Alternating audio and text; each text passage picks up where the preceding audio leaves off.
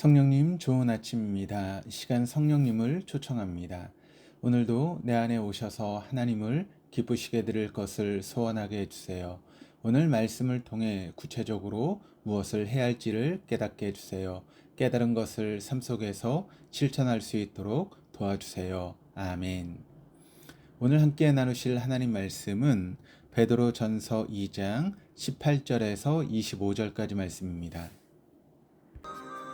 사관들아, 범사에 두려워함으로 주인들에게 순종하되 선하고 관용하는 자들에게만 아니라 또한 까다로운 자들에게도 그리하라.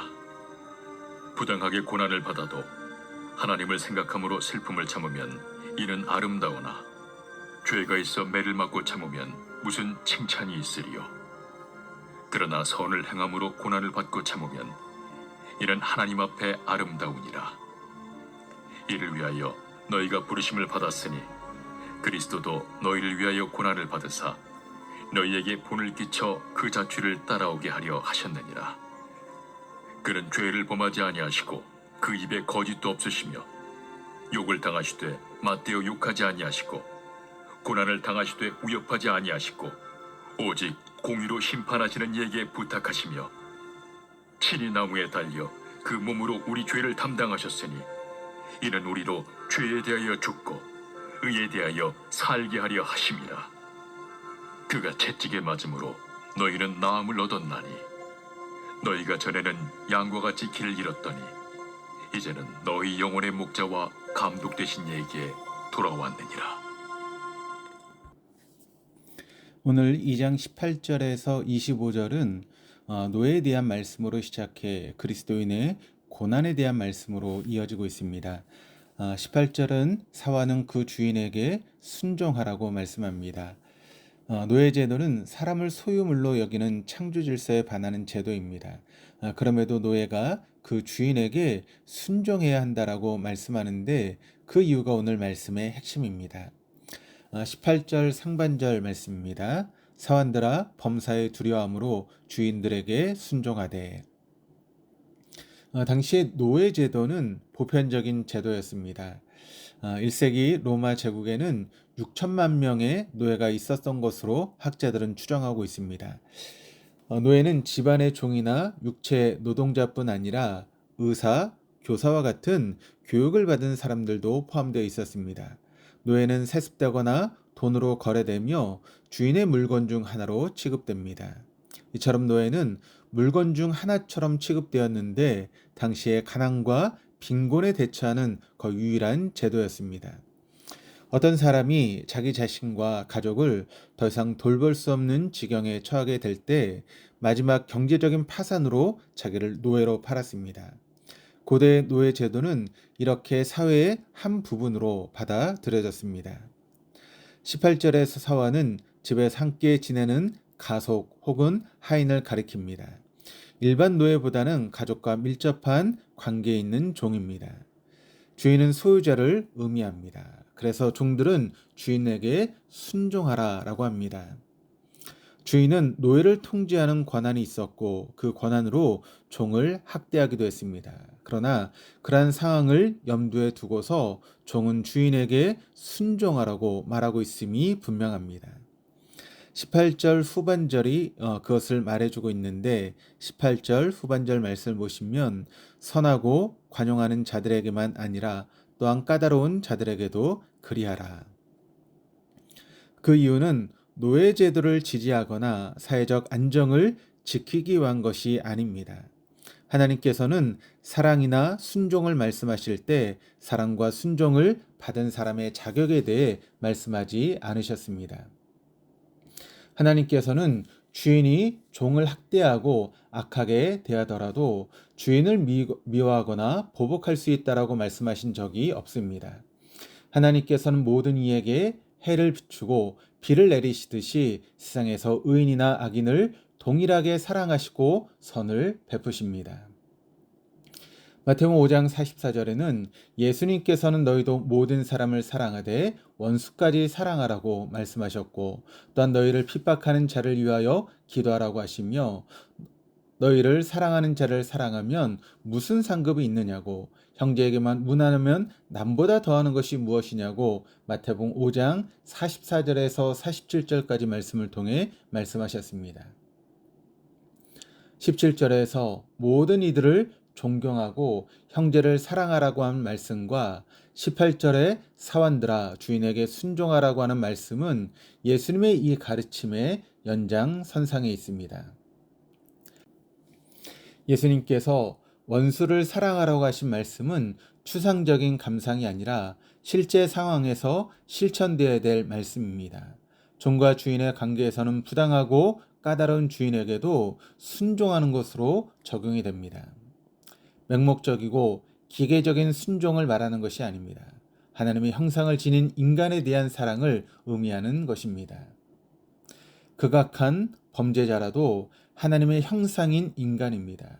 부조리한 노예제도 속에서 부당하고 포악한 주인도 하나님의 형상인 인간이기에 하나님의 긍휼과 자비의 대상입니다. 19절입니다. 부당하게 고난을 받아도 하나님을 생각함으로 슬픔을 참으면 이는 아름다우나. 그러나 하나님께서는 악한 사람을 참고 순종하는 것을 당연한 것으로 여기지 않으시며 그것을 눈여겨 보십니다. 19절에서 부당하게 고난을 받는 것은 사환들이 까다로운 주인에게 부당한 어려움을 당하는 것을 가리킵니다. 먼저 부당하게 받은 고난을 하나님을 생각함으로 참으라고 합니다. 하나님을 생각한다라고 하는 것은 하나님을 잊지 않음을 의미합니다. 부당하게 고난을 당하는 중에도 하나님께서 알고 계시다는 것을 잊지 않는 것입니다. 우리 이 땅에 살면서 하나님이 계신다면 어떻게 이런 일이 나에게 일어날 수 있는지 이해되지 않는 일들을 당할 때가 있습니다. 믿음이 작동하지 않고 하나님도 없어지는 자신만의 임계치가 우리에게 있을 수 있습니다. 그러나 그러한 상황에도 하나님을 잊지 않고 그의 살아계심과 그의 다스리심을 인식하고 그 앞에서 행하라고 하는 말씀입니다. 20절입니다. 죄가 있어 매를 맞고 참으면 무슨 칭찬이 있으리요. 그러나 선을 행함으로 고난을 받고 참으면 이는 하나님 앞에 아름다우니라. 부당한 고난을 참는 것에 대해서는 하나님의 칭찬과 상급이 주어지는 것으로 연결합니다. 왜냐하면 이 고난은 단순한 삶에서의 곤란과 어려움이 아니라 선을 행함으로 받는 고난이기 때문입니다. 삶에서 당하는 곤란과 어려움이 다 칭찬받는 고난은 아닙니다. 죄가 있어서 매를 맞는 것은 칭찬을 받는 고난이 아닌 것과 같습니다. 선을 행함으로 인한 고난은 칭찬을 받는다라고 합니다. 선을 행하는 것은 앞의 문맥에서 볼 때 원수를 사랑하는 것과 같이 까다로운 주인에게 순종하며 참는 것입니다. 우리는 상대방이 사랑할 만한지, 용서할 만한지, 순종할 만한지, 참아줄 만한지에 따라서 행동하게 됩니다. 세상에서는 사랑할 가치가 없는 사람을 사랑하는 것을 이해하지 못합니다. 용서받을 가치가 없는 사람을 용서하거나 순종할 만하지 않은 사람에게 순종하는 것을 어리석은 것이다 라고 말합니다. 그러나 성경은 다르게 말씀합니다. 원수를 사랑하라. 너희를 박해하는 자를 위하여 기도하라. 너희를 사랑하는 자를 사랑하면 무슨 상이 있겠느냐. 우리는 이 부조리한 세상 가운데 그리스도인으로 부르심을 받았습니다. 노예 제도처럼 사람을 사고팔며 소유하지는 않지만 사람 자체보다 사람의 쓸모를 더 가치 있게 여기는 시대입니다.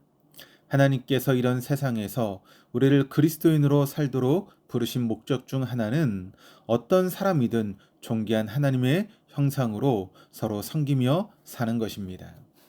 21절입니다. 이를 위하여 너희가 부르심을 받았으니 그리스도도 너희를 위하여 고난을 받으사 너희에게 본을 끼쳐 그 자취를 따라오게 하려 하셨느니라. 하나님께서 우리를 그리스도인으로 부르신 목적 중 하나는 부당한 고난을 참음으로 세상 속에서 참 자유를 얻게 하시는 것입니다. 노예 제도가 폐지되어야 하지만 참 자유는 노예 제도 속에서도 사람을 인격적으로 대하며 존귀하게 여기는 것입니다. 하나님께서는 우리가 종을 인격으로 대하는 것을 넘어 악한 주인 또한 인격으로 존중하기를 원하십니다. 그 본을 하나님께서 예수 그리스도를 통해 우리에게 먼저 보여주셨습니다. 예수 그리스도께서도 불순종하고 거역한 우리로 인해 고난을 받으셨습니다. 아담이 하나님처럼 되기 위해 불순종했고 아담의 후손인 우리도 같이 하나님께 불순종했지만 하나님은 그리스도를 보내 우리를 위해 고난을 당하게 하셨습니다. 주인이 부당하더라도 순종해야 하는 이유가 그리스도께 있습니다.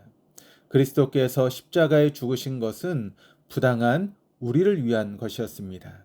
사람들은 예수를 배척하고 모함했지만 예수님은 사람들을 위해서 죽으셨습니다. 예수께서 당하신 고난은 부당하게 당하는 고난이었습니다. 그는 자신에게 고난을 당해야 될 이유가 없었지만 우리를 위해 그 고난을 참으셨습니다. 우리는 그런 예수 그리스도를 믿습니다. 믿는 사람을 일컬어 신자, 성도 또는 제자라 합니다. 제자라고 하는 것은 스승이신 그리스도를 쫓아 그와 같은 삶을 살아가는 사람들을 의미합니다. 우리 또한 제자로 부르심 받았기에 부당한 고난을 참을 수 있습니다. 22절, 23절입니다. 그는 죄를 범하지 아니하시고 그 입에 거짓도 없으시며 욕을 당하시되 맞대어 욕하지 아니하시고 고난을 당하시되 위협하지 아니하시고 오직 공의로 심판하신 이에게 부탁하시며. 우리의 본이 되신 예수님은 우리와 같은 사람이지만 죄가 없으십니다. 이사야 53장 9절은 이렇게 증거합니다. 그는 강포를 행하지 아니하였고 그의 입에 거짓이 없었으나 그의 무덤이 악인들과 함께 있었으며 그가 죽은 후에 부자와 함께 있었도다. 그는 부당한 사람들에게 맞대어 보복하거나 대항하지 않으셨습니다. 죽은 자를 살리시고 병든 자를 고치시며 바다와 폭풍도 잠잠하게 하시는 예수님께서 자기를 모함해 죽이려는 자들에게 아무런 대항도 하지 않으셨습니다. 그것은 그가 적거나 힘이 없기 때문이 아닙니다. 그것은 우리를 위한 것입니다. 그가 고난을 받아 우리가 구원을 얻게 하셨습니다. 그리고 어떤 고난으로도 구원을 빼앗을 수 없다는 것을 보여주셨습니다. 예수 그리스도께서 당하신 고난은 세상을 살아가야 하는 우리를 향한 메시지입니다. 먼저는 예수님께서 우리가 당하는 부당한 고난을 아신다는 것입니다. 그리고 그 부당한 고난으로부터 우리를 자유하게 하셨다라고 하는 것입니다. 24절, 25절입니다. 친히 나무에 달려 그 몸으로 우리 죄를 담당하셨으니 이는 우리로 죄에 대하여 죽고 의에 대하여 살게 하려 하심이라.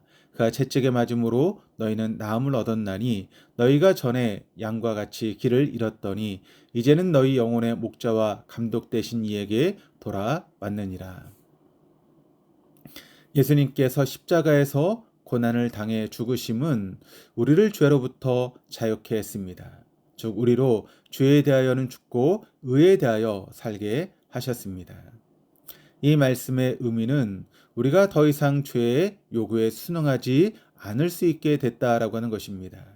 불의한 자에게 보복하거나 죄에 대해 응징하지 않아도 되며 오히려 용서와 사랑으로 참을 수 있게 됐습니다. 이제는 그 불의와 부조리함에 어떻게 대처해야 하는지 참을 이유와 힘을 얻었기 때문입니다. 바로 예수 그리스도께서 우리에게 영혼의 목자와 감독이 되셔서 갈 길을 보여주셨습니다. 우리가 그리스도인답게 살면 사람을 비인격화하는 세상의 부조리한 제도의 존재 기반이 약해지게 될 것입니다. 하나님께서는 우리는 붙들고 계시다는 것을 기억하고 오늘도 하나님 말씀대로 살아가는 하루가 될 수 있기를 소망합니다. 기도하시겠습니다. 하나님 아버지, 우리를 존귀한 하나님의 형상으로 창조해 주심을 감사합니다. 우리의 죄로 인해 많은 것들이 어그러지고 빗나갔지만 여전히 저희를 사랑하시고 존귀하게 여겨주심에 감사합니다. 또한 하나님이신 예수 그리스도께서 사람들로부터 치욕과 모함을 당하셨어도 참으신 것을 우리를 위한 것임을 감사드립니다. 우리도 주님처럼 쌍 가운데 부당하게 고난을 당하더라도 악에게 악으로 대하지 않고 선으로 이길 수 있는 우리 모두 되어줄 수 있도록 인도하여 주옵소서. 감사드리며 예수 그리스도 이름으로 기도합니다. 아멘.